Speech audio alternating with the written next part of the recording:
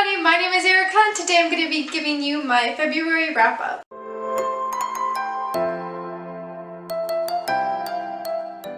So I did not read as many books as I had hoped to read in February. I got kind of busy with my acting class and work and everything, but I am kind of disappointed in myself for only reading like 4 books in the month, which, I mean, that's a pretty good amount, but I definitely wanted to do better. I did enjoy a lot of the books I read in February, and I'm excited to talk to you about those right now. Alright, the first book that I finished was The Girls Ive Been by Tess Sharp. This was one of my most anticipated releases for 2021, and it definitely did not disappoint. I ended up giving this book 5 out of 5 stars on Goodreads, and I was very surprised that I enjoyed it so much, because I honestly, I know Tess Sharp is a great writer, and it was such a cool concept, but I wasn't sure if I was going to really enjoy it. But it definitely took me by surprise, and I highly recommend this book. Okay, so in this book, we're following this girl named Nora O'Malley. She has a pretty dark past. Her mom was a con artist, and basically Nora was raised using names of different girls. She grew up not really knowing who she was because she had to keep putting on these different faces and playing these different roles so that her mom could con these people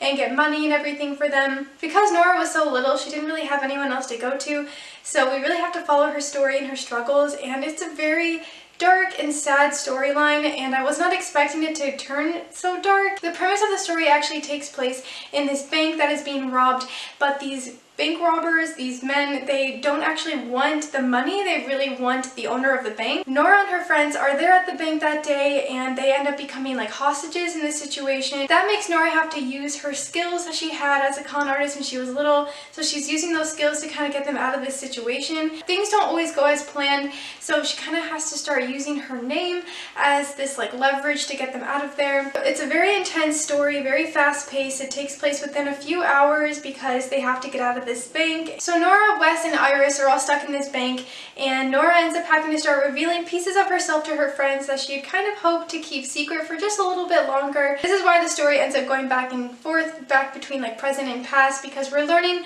Nora's past as she's stuck in a situation in the present, and kind of how she became who she is, and these different girls that she's grown up having to be. It's very wild. I don't want to go into too many details because I was taken by surprise by a lot of the things that you find out in this story, so I don't want to like reveal too much, but I absolutely love this book. Like I said, it's very intense, very dark and gripping and fast paced. Not exactly what I was expecting, but it was a lot better actually than I had anticipated it being. You have a sapphic romance between Nora and Iris, and then Wes is their best friend who kind of got caught in the middle between it all. They all really love each other, support each other, and you're learning different pieces about the characters, and it just makes you really fall in love with the story, and you want everything to turn out to be okay.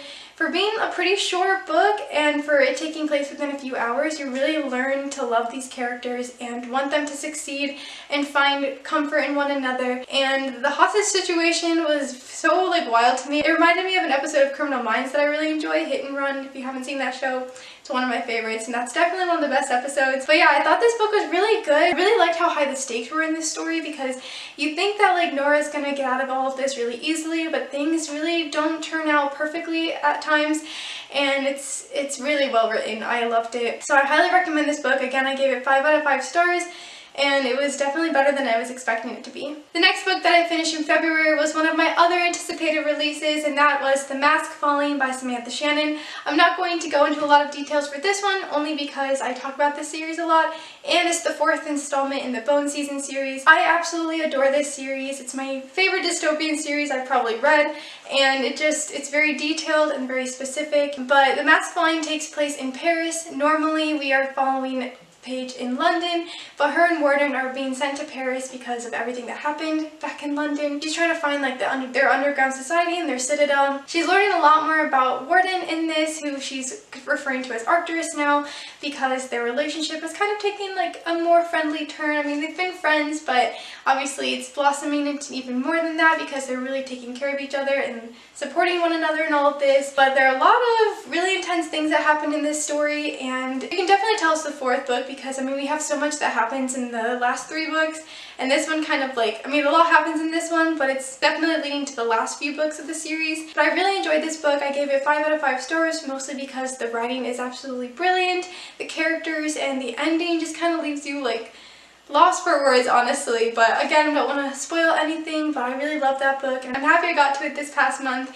And yeah, definitely looking forward to the rest of the series. I'm probably going to try to reread the series before the next one comes out, only because I was talking to one of my friends and he was saying that there's like a lot of details, and I'm like, I missed a lot of this stuff just because I'm like reading it, and I definitely should take notes next time. Samantha Shannon leaves so many details to the characters in the story and like little hints. She's really specific in her writing and her character dynamic and just everything in the relationships. It's just so beautiful. I can't recommend this series enough. Alright, the next book that I finished in February was Find Her by Lisa Gardner. This book is a thriller. I kind of took a long time to read it because it sort of put me in a reading slump. I was not the biggest fan. I think I gave it like 3 out of 5 stars, but I'm more leaning towards 2, but I wanted to be nice. So this book follows this girl named Flora as well as this detective named Dee Warren. Apparently there's like a whole series for Dee Warren, like a lot of books follow her, but this is like the 8th one. I don't really know.